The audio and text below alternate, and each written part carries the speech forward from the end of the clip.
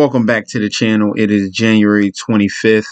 This is going to be the NBA Draftkings slate breakdown for January 26th. But before I get to that, and just because it's a 3-game slate, I just want to let you guys know what happened over the weekend. It's something I talked about, repetitively to a lot of people. I've even made a video about it. It was the futures. You see right here, this public service announcement video right here, more than a month and a half ago, only got 29 views. I wish more people would have seen it. But as you can see in the little thumbnail, you see that Buccaneers logo. I tried to tell people what was going to happen, but I'm hoping some people listen. I'm hoping some people did. But if you took my advice, because I've been doing these futures all throughout this year and I've been getting them right. The Lakers got that right. Dodgers got that right. And now this right here with the Tampa Bay Buccaneers. And we're going to finish strong, okay? We're going to finish strong. In that video, I said that the Buccaneers will win the NFC title. And you would have cashed on that. And at that time, they were plus 750. The Buccaneers were plus 750 to win the NFC title. So I'm hoping you took advantage of that. And then now you can put that money, some of that winnings, on Tampa Bay to win it all. I mean, you can still pick the Chiefs. Be my guest. Go ahead. But I'm telling you right now, pick the Tampa Bay Buccaneers. All right. We'll do another video coming closer.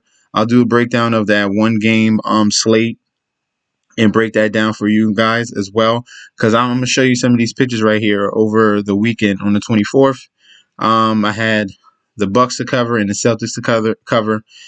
Just a little background in that. I chose them two teams because they were on back-to-back, losing games, and they were coming back home versus poor teams, and they both covered that number. Like, you got to look at some of these games have a little narrative in it. If you see a good team on a losing streak, they're going to bounce back. All right, and here's the futures. As you can see, me putting money on Tampa Bay at plus 400 in November 20th. November 20th, I did it twice on Buccaneers. December 3rd, I put some more money on the Buccaneers. December 9th, I put more money on the Buccaneers. December 12th, I put more money on the Buccaneers. December 23rd, I put more money on the Buccaneers. You see the whole point. And then once that weekend, on the 24th, I put who I thought was going to win both of those games. I thought the upset, there's always at least one upset. So I thought the upset would be the Buccaneers, obviously. And there's no way in hell that the Bills are going to beat the Chiefs. Are we serious here? Like, all you Bills fans or all you Bills lovers, like, it wasn't going to happen. There was no way Josh Allen was going to be in the Super Bowl. What does that sound like? Rodgers, Josh Allen? No, this is about ratings, guys. Stop. No, stop it. Stop it. Oh, Bills Mafia is coming. No. You need a top tier name. Stop it. Stop it. Rodgers had a chance, but what's the best? Come on. It's Mahomes Brady. And it was very, very obvious. It was very obvious. A lot of people didn't want to believe it. But let's be real. We got the GOAT against the kid, which is a baby goat. If you're just like, you should know that already. But come on. You got the GOAT going up against the kid. And it goes back to last year. Mahomes talked about how Brady spoke to him, gave him a few words after last season. And he's taking it to the next level this year. Okay, so I had that one. And then also I made a lineup. If you followed that video, my last video, with Josh Allen on the thumbnail with these championship games, it worked out. I told you. My number one QB was Josh Allen. That was the main lineup that got me most of my money, was Josh Allen in there. Leonard Fournette. I told you about Darrell Williams. I said Godwin's a lock. And I said Kelsey's a lock. I had a lot of Tyreek Hill. So that combination right there shot me all the way up to the top. I'm giving you good advice. Please take advantage. I mean, like, people need to get on this, spread the word. Like, if you want some, I'm trying to help some people here. So we're going to get into the NBA slate.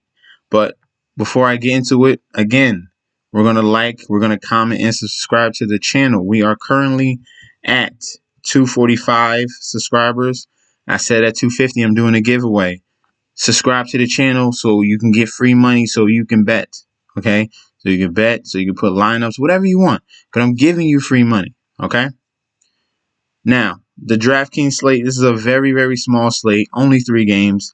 And we have big news coming out of the Los Angeles Clippers camp, and they got the COVID protocol going on. So the stars of these LA Clippers are going to be all out. So there's no Paul George, there's no Kawhi Leonard, and there's no Pat Beverly. With this type of, these type of outs, this leaves value for us. All obviously they priced up some dudes like Reggie Jackson and Lou Williams. He got priced up, but they're going to take advantage of these opportunities, especially going up against a very poor defensive team in the Atlanta Hawks.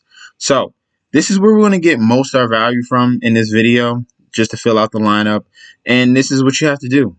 This is what you have to do. There's only 3 games, so you got to find value somewhere so you can pay up in other spots. And we are going to look forward to, at point guard, Lou Williams at 5,800. Okay, he's going to be stepping into a bigger role. He is a lethal scorer. 6th man of the year, multiple years, multiple seasons. He's starting off a little bit slow this year. Maybe it's the loss of Montrezl Harrell. I know they had a nice 1-2 punch, but this year Lou Williams has slacked off a little bit. But now he's going to get a bulk of minutes here with no Kawhi and no Paul George.